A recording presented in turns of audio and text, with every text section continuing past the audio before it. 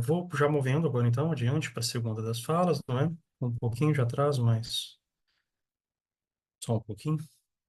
E queria já chamar a Ana Luísa, não é? A doutora Ana Luísa Colli, ahn, que vai nos trazer uma fala intitulada A Origem da Fenomenologia Negativa de Eugen Fink e Contraposição a Husserl e a Heidegger.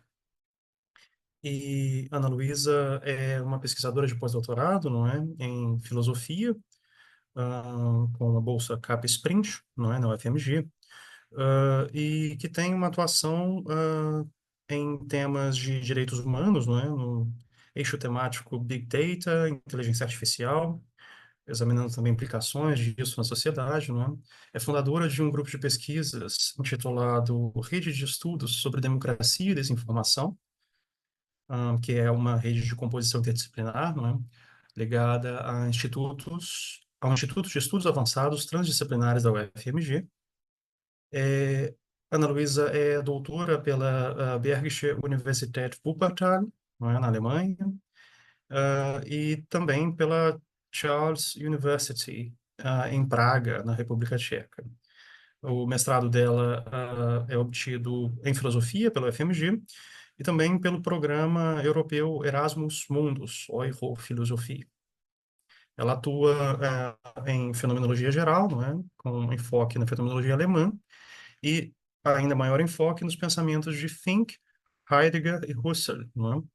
E entre as suas publicações mais destacadas, a gente pode listar Überlegungen zur Ontologie und zur ontologischen Erfahrung bei Eugen Fink, que foi publicado no Journal of Phenomenology and Hermeneutics, em 22. Finks Hegel-Deutung als Leitfaden der Entwicklung seines philosophischen Projekts na Phänomenologische Forschung, né? Periódico bastante relevante, né, da área de fenomenologia, e ainda Das Negative in der Philosophie Eugen Finks, uh, por uma editora que, se eu compreendo bem, é da própria Universidade de Wuppertal, não é? LPUB, Wuppertal Universitätsbibliothek, do ano anterior, não é? Como eu disse há pouco, ela nos fala sobre a origem da fenomenologia negativa de Eugen Fink, com contraposições, não é? A Husserl e a Heidegger, e eu passo para a Ana Luísa fala. Obrigado pela colaboração. Boa tarde para todo mundo. Muito obrigada, Flávio, por essa introdução e, sobretudo, pelo convite. Aproveito para agradecer toda a comissão organizadora e parabenizar pelo evento. Realmente está tá bem, tá muito bem, né, organizado, muito bem pensado, etc. Não é fácil organizar evento, principalmente atualmente. Então, parabenizo vocês todos e agradeço uma vez mais. É uma grande honra para mim estar aqui hoje falando um pouco sobre o Fink. Eu vou é, compartilhar na tela também. Se vocês não estiverem vendo qualquer coisa, vocês me sinalizam, que eu compartilho a tela e fico meio perco um pouco a referência aqui, né? De como que... Então, aproveito para pedir desculpas também, que eu não consegui participar das outras mesas anteriores, embora eu tivesse muita vontade, é isso, né? Muita coisa para fazer, muita coisa acontecendo, não consegui participar, e já aviso que tem um ciclone extratropical previsto para Belo Horizonte nas próximas horas, então caso eu caia, caso aconteça alguma coisa, vocês já ficam de sobreaviso que, enfim, a vida no antropoceno está cada vez mais difícil. Então, só para fazer um adendo, né? Porque o Flávio falou aí dessa minha atuação como nesse pós-doc, né? Estou fazendo um pós-doc agora sobre desinformação, que de fato é um pouco, enfim, uma espécie de respiro, né? Depois do doutorado, depois de me ocupar bastante com fenomenologia. Mas que, sobretudo, são projetos que eu estou, né, tocando aí meio que simultaneamente, tentando fazer alguma ponte, mas eu ainda é, não encontrei, embora eu tenha pretendido, né, na primeira vez que o Flávio fez esse convite, sei lá, fazer alguma coisa mais atualizada, nesse sentido, inclusive, né, da tecnologia, etc., mas vai ficar para a próxima, não deu para bolar por agora, não. E aí, então, hoje, eu acho que vou começar aqui a seguir mais ou menos a minha apresentação. Eu gostaria de conversar hoje mais sobre essa origem da fenomenologia negativa, né, do Eugen Fink. Faltou um M, né, como vocês devem ter percebido no título que eu mandei, né, em contraposição a Husserl e a Heidegger. Na verdade, quando eu imaginei essa fala, eu acho que isso acontece com todo mundo, a gente imagina uma coisa muito maior, né, muito mais megalomaníaca. Eu queria ter feito assim, uma contraposição mais pontual, mais textualmente em relação ao Husserl e ao Heidegger.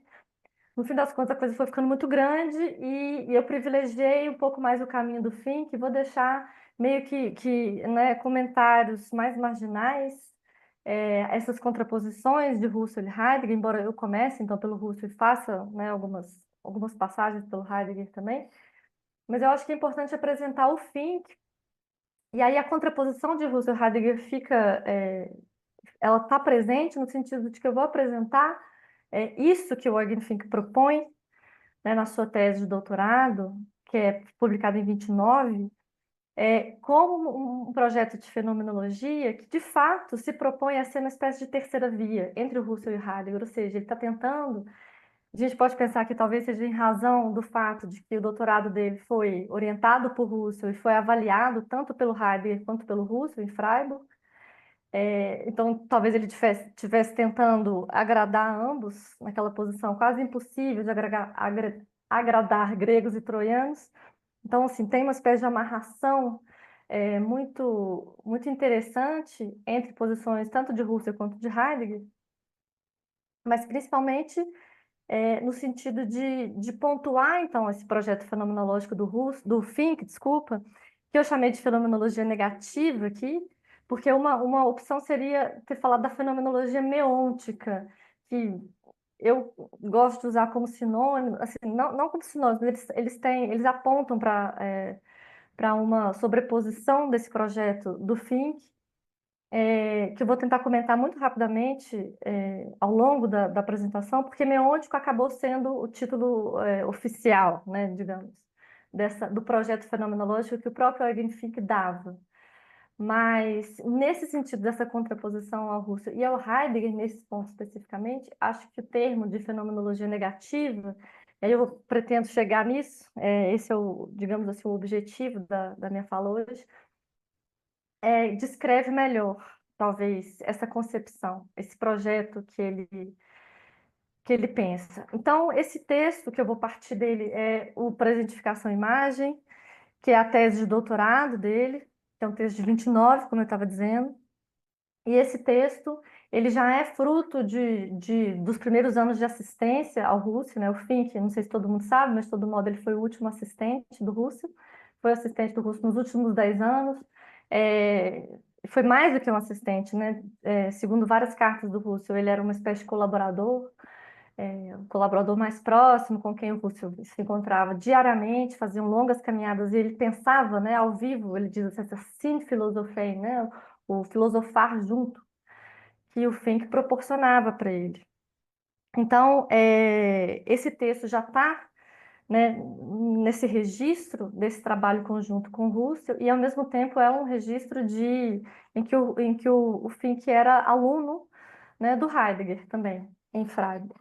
E justamente né, um texto que reflete muito as posições de ser e tempo, mas é um texto que de alguma forma também reflete essas reflexões que o Heidegger faz, que o Heidegger, né, que ficaram registradas nesse seminário de 29, justamente, que são os conceitos fundamentais da metafísica.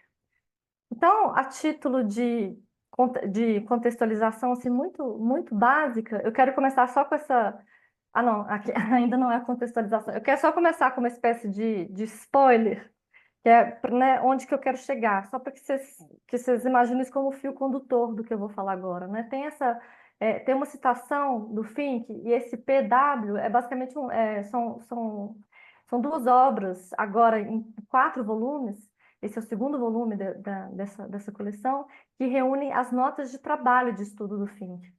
Né? Ou seja, são textos aí que perfazem uma espécie de contexto maior, né, do qual faz parte o Presentificação e Imagem, que é essa tese de doutorado dele.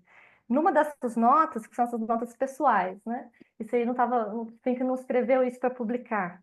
Então ele diz isso, né? Husserl inicia análise pela análise do conhecimento ôntico, Heidegger pela análise do conhecimento ontológico. Mas a frase que me interessa é a seguinte, né? Husserl é cego para a transcendência, Heidegger é cego para a Constituição. Isso aí já demarca um pouco essa intenção desse fio condutor que eu estou querendo colocar aqui hoje, que é dessa contraposição.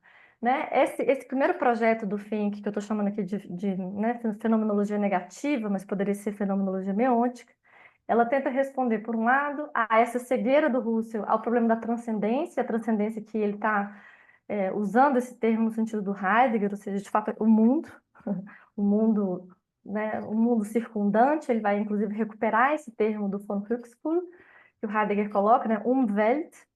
Então, o Husserl, né, segundo o Fink, nas considerações metodológicas da fenomenologia, é cego para a transcendência, e o Heidegger, por sua vez, ele seria cego para a constituição. Então, o que ele está querendo propor aqui é uma análise fenomenológica, um projeto de fenomenologia e uma metodologia fenomenológica que junte essas duas coisas.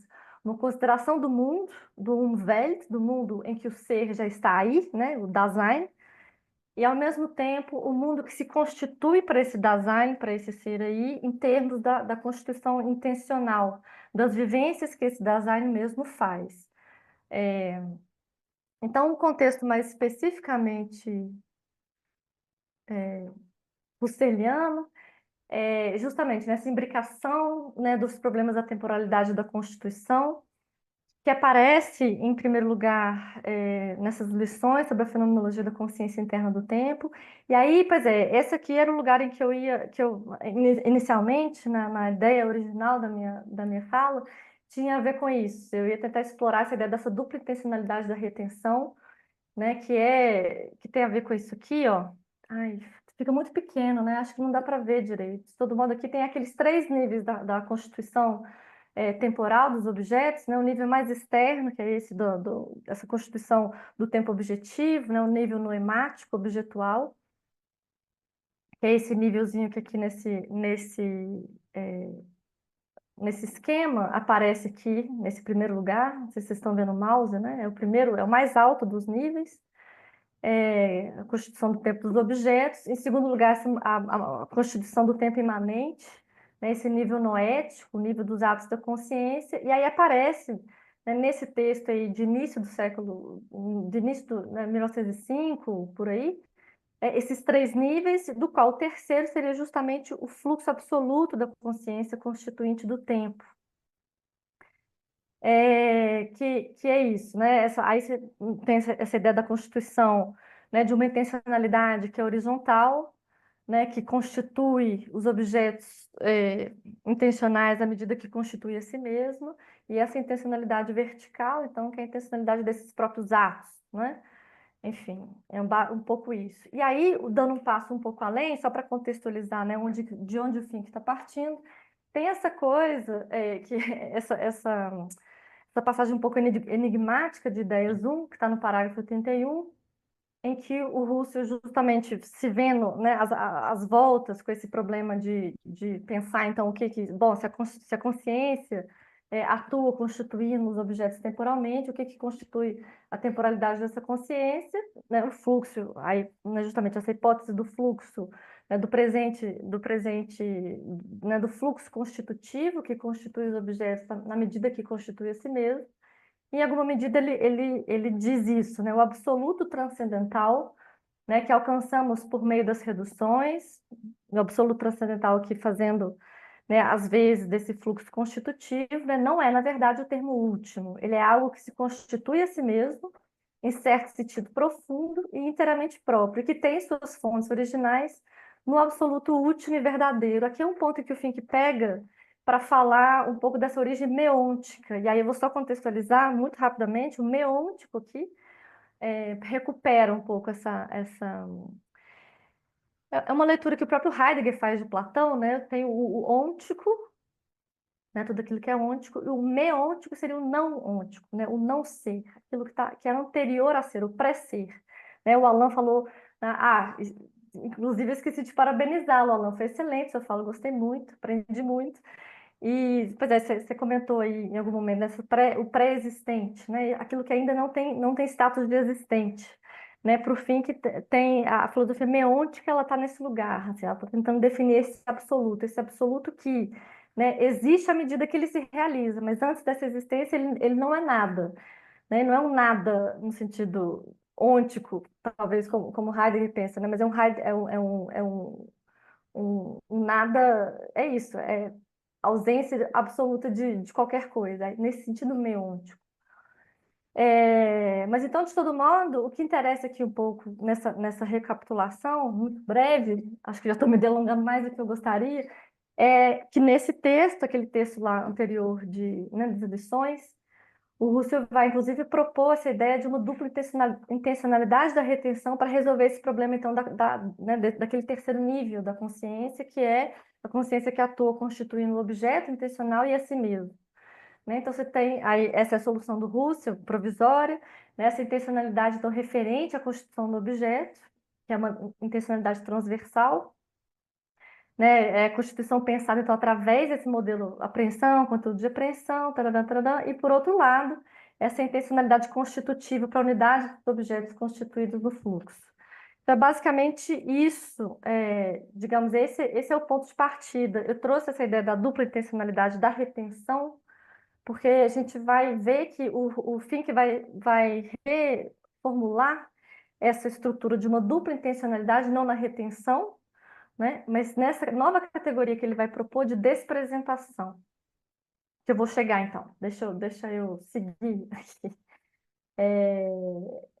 Então tá, esse é o texto que a gente vai trabalhar, que eu vou falar dele hoje, que acho que eu já apresentei para vocês.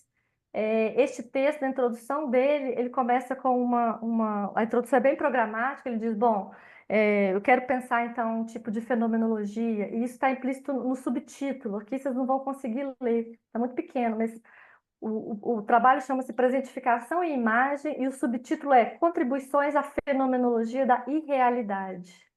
Né, da irrealidade, isso é muito importante.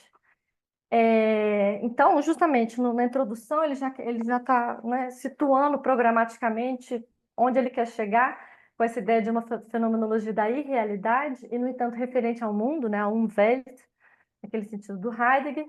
Ele diz o seguinte: a redução fenomenológica é isso.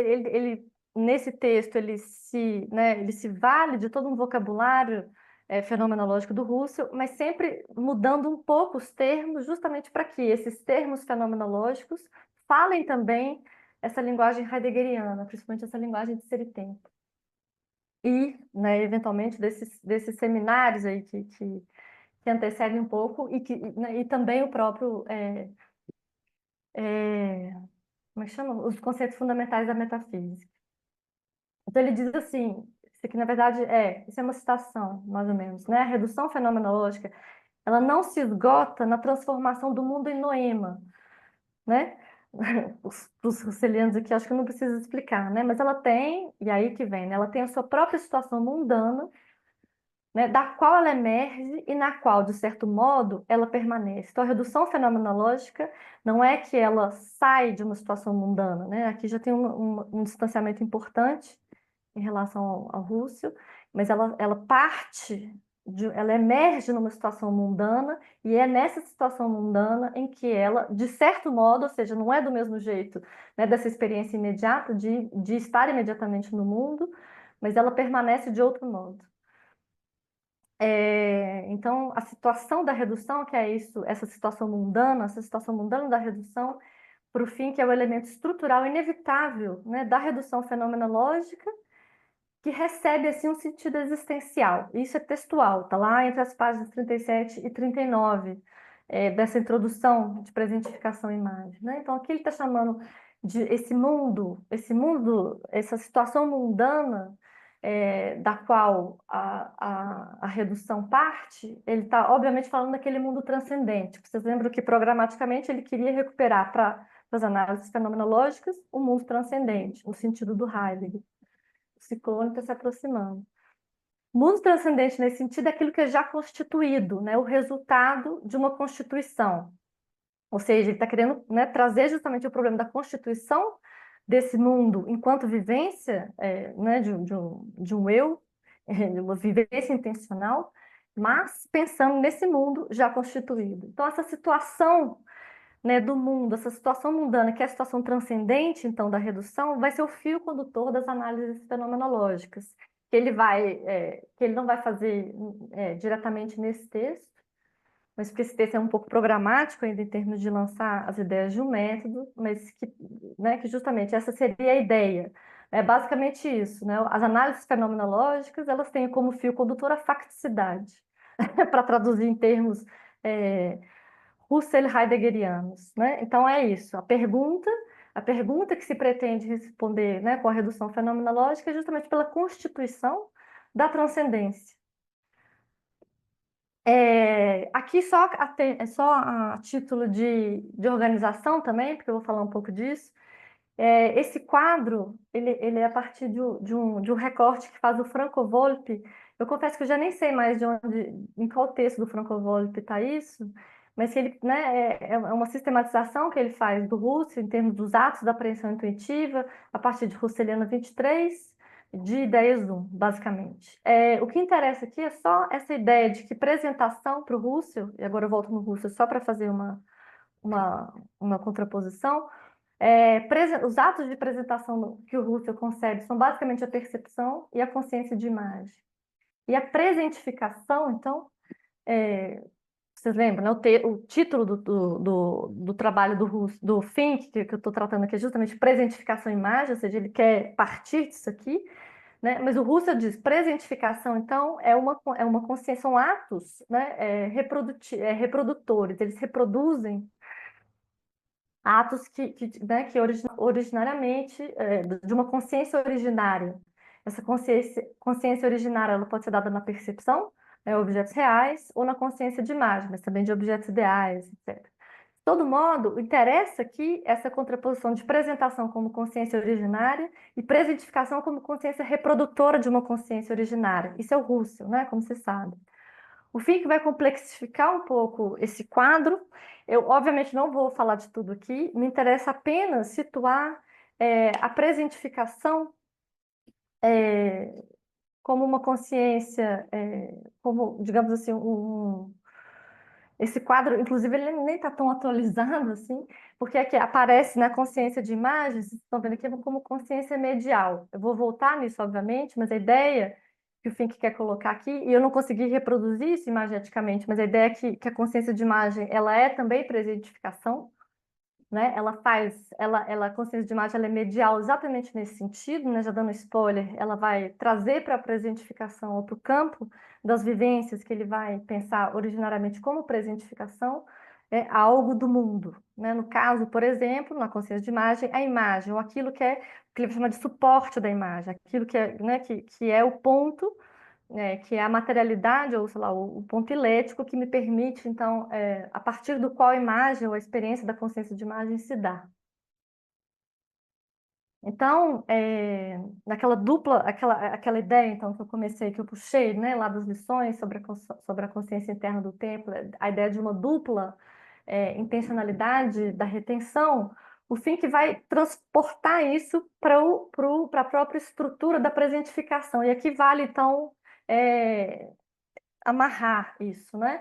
Se o Russo estava pensando, como eu acabei de mostrar naquele quadro, né, a apresentação como consciência originária, a presentificação como consciência reprodutora, né, o Fink ele vai dar um jeito justamente para colocar aí dentro como originariamente a experiência do mundo, né, para que o mundo, a experiência do mundo transcendente, não fique de fora das considerações fenomenológicas. A ideia é trazer esse mundo, trazer um campo de vivências mais amplo do que o da apresentação, ou, digamos, da apresentação que tem como, como paradigma, né, o ato da percepção, ou seja, a percepção de um objeto. Ele vai basicamente fazer com que a presentificação ela tenha uma originariedade também, que ele vai chamar de secundária nesse texto, mas que, né, esse texto, justamente porque ele apresenta tanto para o Heidegger quanto para o Husserl, ele tem um caráter retórico importante, que nem sempre ele diz tão diretamente as coisas, né? Mas basicamente a ideia é que a presentificação ela vai ter uma originariedade fenomenológica superior à da apresentação, ou seja, daquilo que o Russell chamou de consciência originária. Isso é um ponto importante, né? Ele vai, ao longo do texto, fazer essa transformação. Então, a presentificação será mais originária, fenomenologicamente, do que a apresentação, ou seja, do que a própria percepção. Basicamente, o que o Finn quer dizer é que toda percepção ela já envolve uma série de atos, uma multiplicidade de horizontes temporais, do qual a percepção de um objeto é só uma parte. Então, é basicamente isso, é como se ele, né, a percepção seria, não é um ponto para o Russell, mas enfim, é de todo modo é, né, é um ato direcionado, um ato, enfim, se direciona, né, à constituição de um objeto intencional, ainda que ele tenha ali um pequeno horizonte alargado de temporalidade, mas para o fim que isso vai ser, isso já vai ser inserido num outro campo, né, num outro campo de atos, que aí ele já está começando a pensar, né, já está abrindo a possibilidade de pensar, inclusive, uma constituição passiva, né, e acho que é importante aqui nesse momento lembrar que o Fink já conhecia muito bem os manuscritos de Bernal, que é onde começa a aparecer essas tentativas do Russell de pensar né, uma constituição genética, né, a fenomenologia genética, e que vai desembocar, então, nas considerações, né, da constituição passiva, da síntese passiva. O Fink está situando isso como presentificação. E, nesse sentido, esse presente da vivência, ela tem esse aspecto duplamente constituinte que se dá justamente na presentificação. Então, eu trouxe aquela ideia da dupla intencionalidade da retenção que o Russell propõe, só em termos de comparação. Então, ele vai pensar a presentificação como remissão ao noema originário.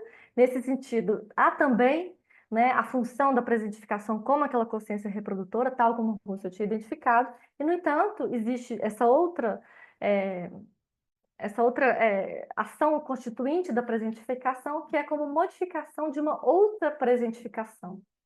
E essa presentificação vai ser a presentificação originária, né? Que é pensada, aí eu vou tentar explicar isso, né? A partir do paradigma da imaginação e não mais da percepção, né? Enquanto essa modalidade fundamental das intencionalidades, né? Ou seja, a modalidade que reúne em si todo esse vasto e múltiplo horizonte de temporalidades que se articulam, então, a partir dessa temporalidade, desses horizontes intencionais, que ele vai chamar de despresentação.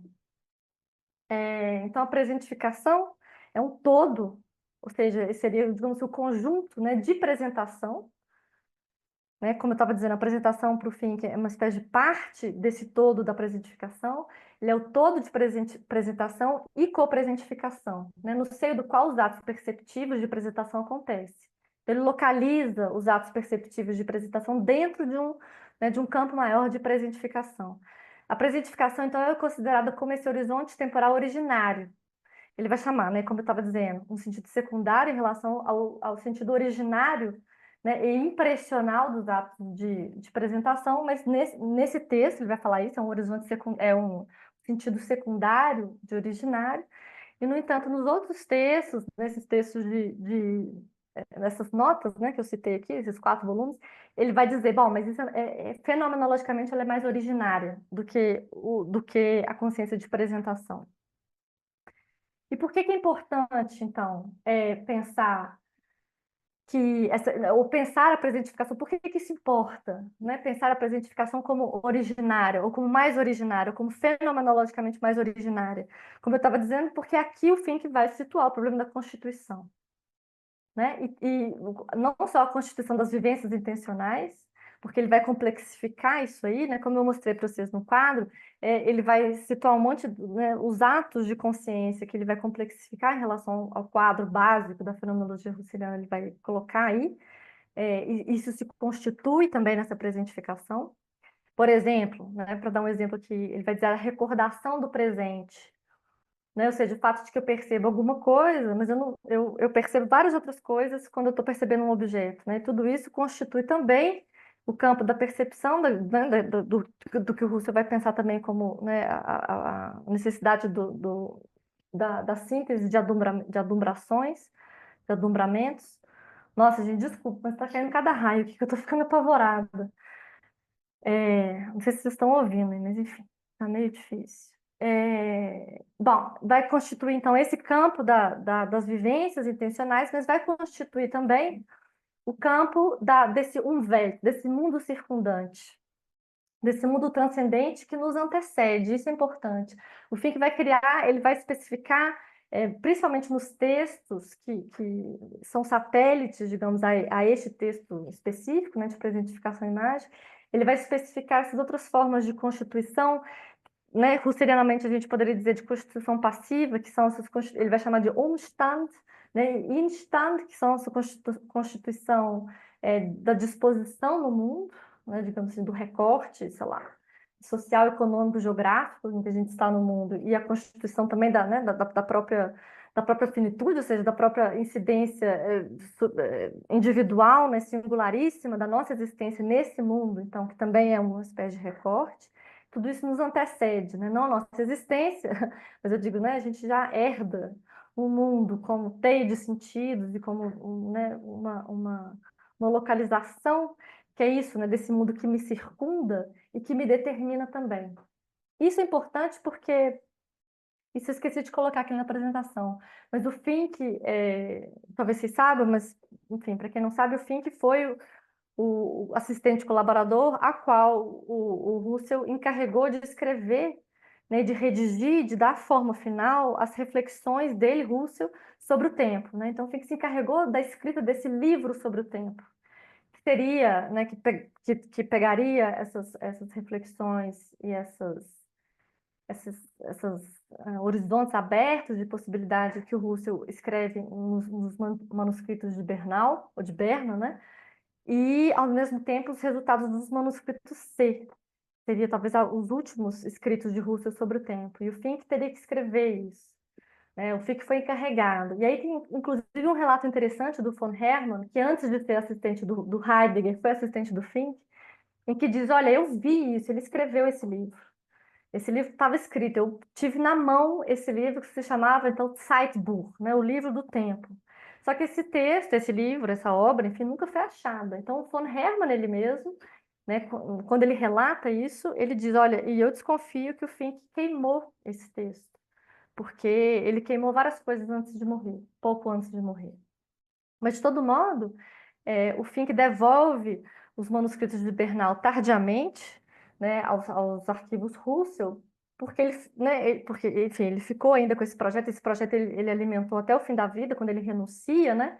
Mas quando ele devolve os manuscritos de Bernal do Russell aos arquivos Russell, ele entrega como uma nota e diz: esse projeto, ou seja, essa minha empreitada de escrever o livro sobre o tempo falhou, porque, na minha opinião, na opinião, né, do autor, do editor, que era ele mesmo no caso, a constituição da temporalidade da consciência, ela é posterior, né? O mundo constitui a temporalidade da consciência, e não a consciência ela mesma. Como se, para o fim, o Russell nunca tivesse conseguido sair, né, dessa sinuca de bico, que era encontrar né, o fundo final da constituição temporal da própria consciência, que, obviamente, para o Fichte, né, muito influenciado pelo Heidegger, está no mundo, né? O mundo que nos... É o mundo que constitui a temporalidade da própria consciência.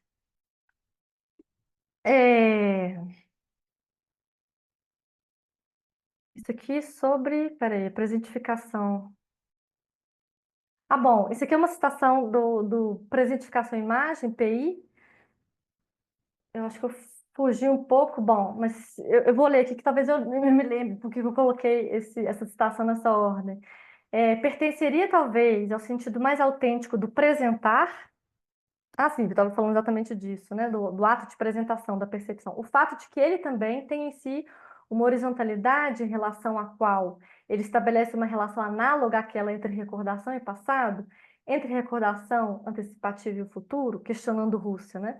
Isso não significa, e essa é curiosa essa situação, isso não significa que queiramos transformar a apresentação, ou, né, o ato impressional, né, em uma presentificação, mas se trata antes de uma problemática muito mais originária, a qual, em função da estreiteza do nosso objetivo, e ele sempre sai pela tangente, podemos indicar somente como sendo o problema tradicional da faculdade de imaginação transcendental.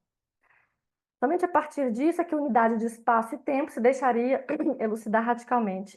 Eu acho que ficou um pouco deslocado isso aqui, mas basicamente aqui se trata de pensar isso, né? A unidade de espaço também. Ele está querendo pensar o tempo, o mundo aqui também como essa experiência do espaço, a vivência do espaço, né? O Fink vai falar de extensionalidade, para além de uma intencionalidade. Então, finalmente, ele chega nessa formulação de uma despresentação. A despresentação são esses horizontes temporais que o Russo já começa a elaborar isso, né, em termos de quando ele começa a pensar, bom, então existe uma retenção e uma proteção que não são propriamente atos intencionais e, no entanto, são intencionalidades da consciência de horizonte, né, que se dirige, então, para o passado e para o futuro. Mas a despresentação para o Fink, e aí eu adoto aqui, inclusive, eu traduzi esse texto, e eu traduzi despresentação no texto, que saiu publicado como despresentificação. E foi justamente o professor Marcos Sacrini, que talvez já esteja aqui, que me chamou a atenção para o fato de que melhor seria despresentação. Então fica aqui essa nota. De fato, despresentação é melhor, né? A despresentação, que é a Entgegenwärtigung, né? Apresentação é Gegenwärtigung, presentificação é Vergegenwärtigung e a despresentação, então, é Entgegenwärtigung. Entgegenwärtigung tem sentido exatamente, de ir esvaziando o campo da apresentação. Então, um pouco nesse sentido, né? No horizonte de despresentação aparecem nossas fases impressionais, ou seja, onde os objetos reais, no sentido irreal aqui vocês estão entendendo, é o intencional, né, na verdade.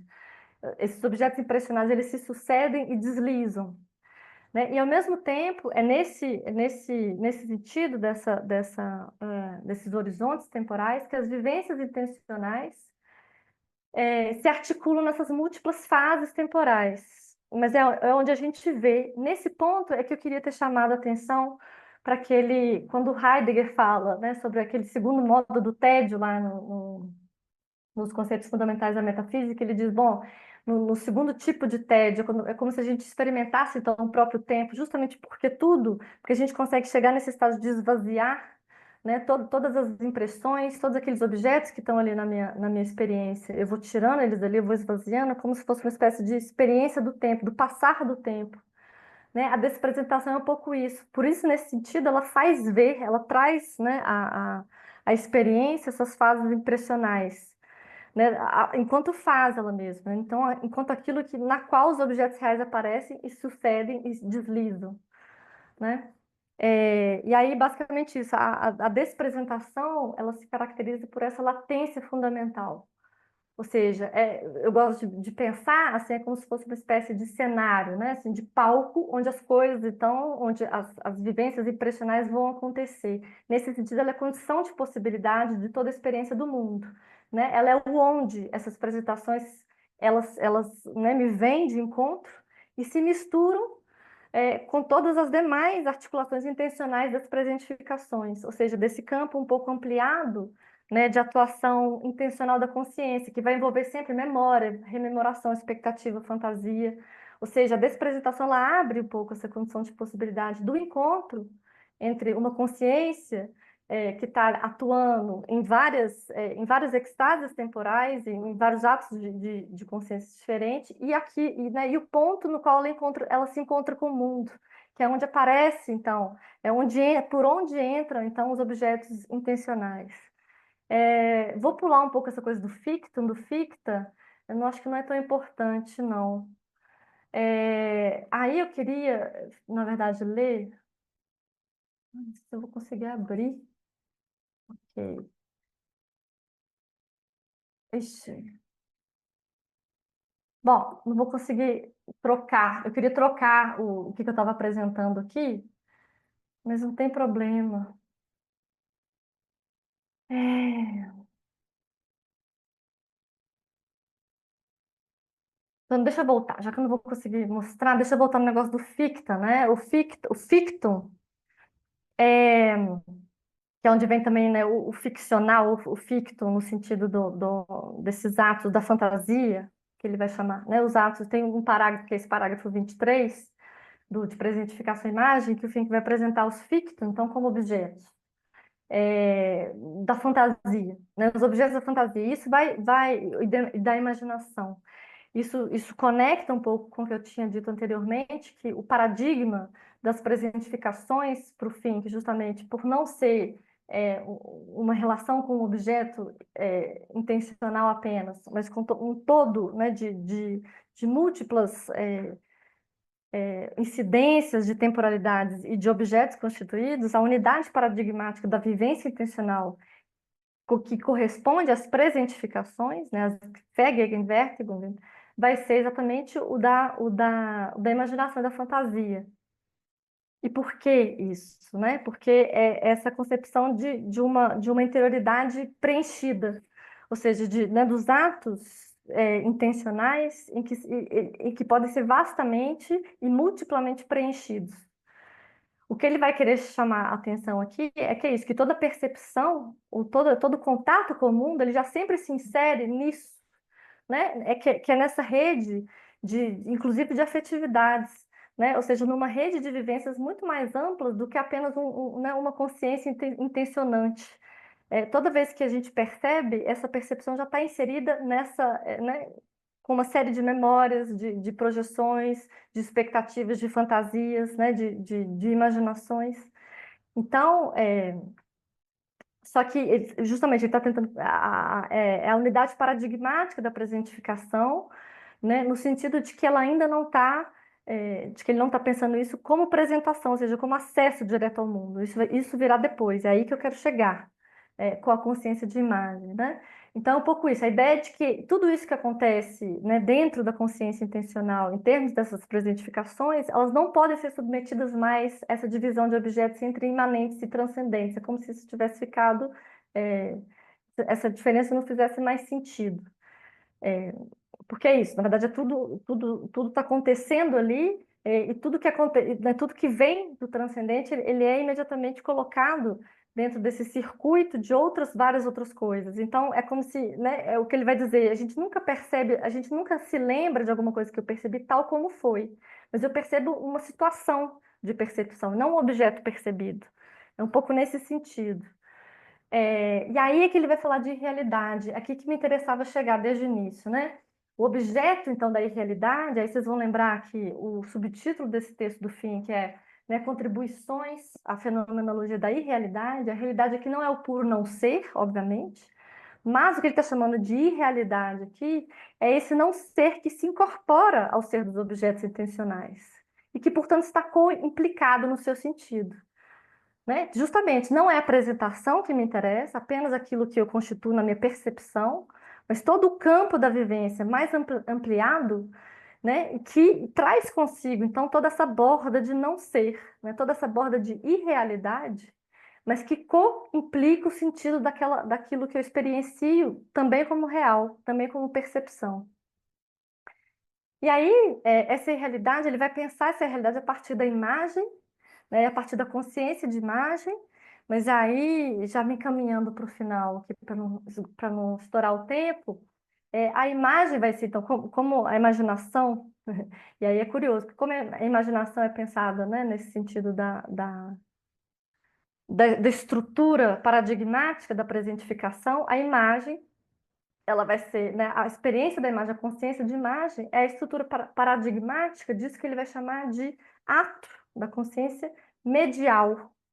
O ato medial é isso, é o que intenciona ao mesmo tempo, né, um objeto fora, né, um objeto transcendente e tudo aquilo de irrealidade, né, que coimplica, né, ou que aquele objeto coimplica. E isso acontece para ele, isso incide na experiência da imagem. Né? A imagem, porque justamente, né, a imagem, aí ele dá esse exemplo, a imagem, a gente tem, né, um suporte ou né, um portador da imagem, né, que é real, é um objeto real, e, no entanto, aquilo que a gente intenciona nessa imagem não é a imagem ela mesma, mas aquilo, né, que justamente que está representado nessa imagem. A imagem não precisa ser necessariamente representativa, mas eu acho que a imagem representativa aqui, ela é mais didática, né? Ou seja, a gente tem, ele dá o exemplo de um lenhador, num quadro que tem um lenhador lenhando uma árvore. A gente não intenciona aquele quadro ali mesmo, aquela superfície com as tintas e etc. A gente intenciona o mundo de imagem que está representado ali. Então, existe uma materialidade, né? Existe um objeto real, né, que se sobrepõe ao mundo de imagem que se dá através desse objeto. Nesse sentido, esse próprio objeto que se dá, né, enquanto quadro, por exemplo, enquanto imagem, esse objeto ele é transparente, né? Existe uma espécie de ocultamento do sentido, no sentido imediato desse objeto, para que justamente aquilo que não é imediato, ou aquilo que se dá através dele, que é o mundo de imagem, apareça através dele. Esse é o ponto né, de alguma coisa que se dá através de outra. E aí os leitores de Heidegger vão se lembrar justamente da definição de fenomenologia que o Heidegger dá nos primeiros parágrafos de Ser e Tempo, né? O fenômeno como aquilo que aparece, aquilo que se mostra através de um aparecer de uma outra coisa, porque não se dá diretamente, não é o fenômeno que eu apreendo imediatamente ou diretamente, né? Como aquele fenômeno que o Husserl tinha em mente, né? Aquela intenção em que uma consciência, né, apreende aquele objeto da apreensão.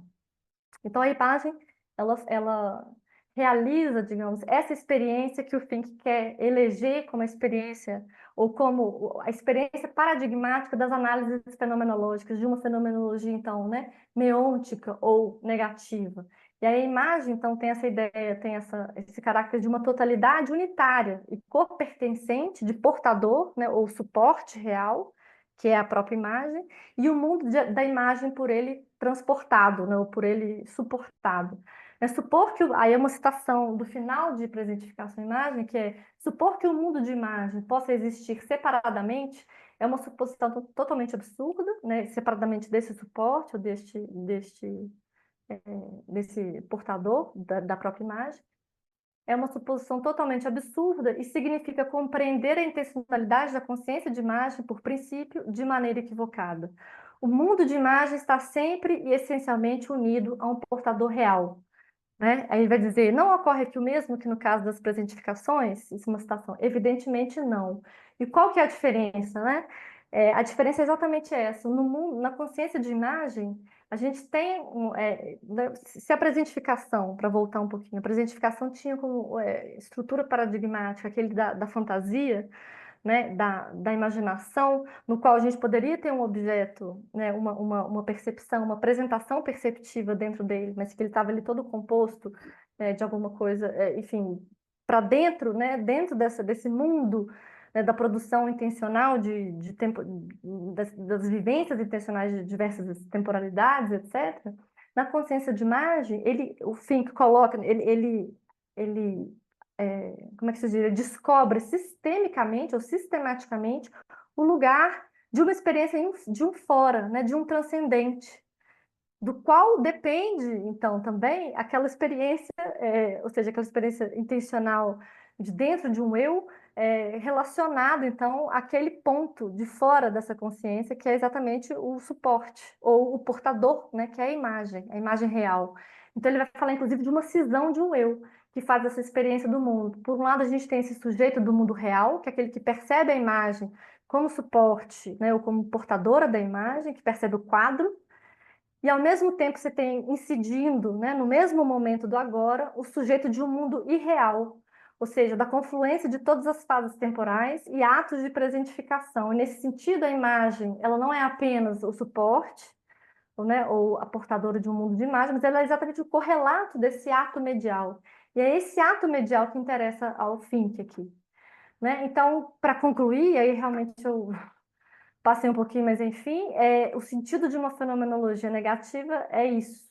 Era esse o ponto, né? O objeto último, né, naquela intenção de trazer, né, de pensar, então, a constituição da transcendência, não é a transcendência, não é a experiência do mundo imediata, né?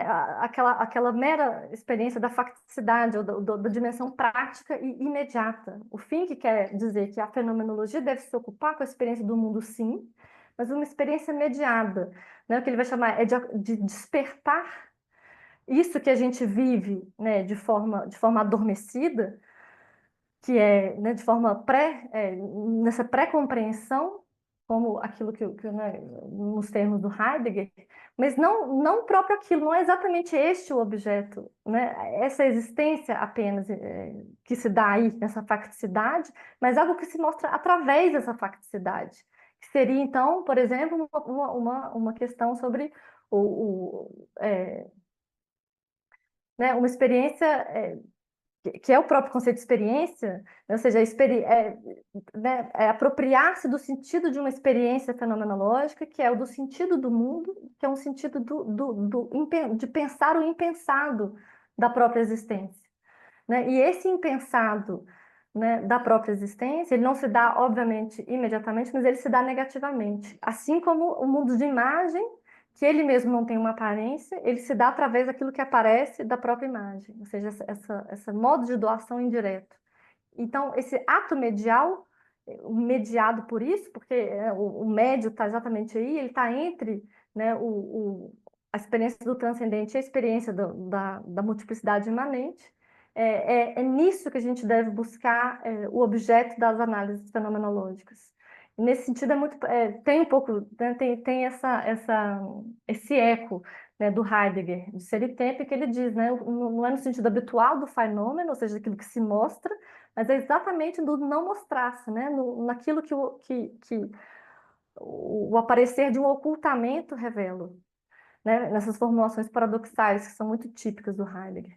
Enfim, e assim eu encerro, então, gente. E, enfim, agradeço muito. Desculpe por passar aí um pouco o tempo.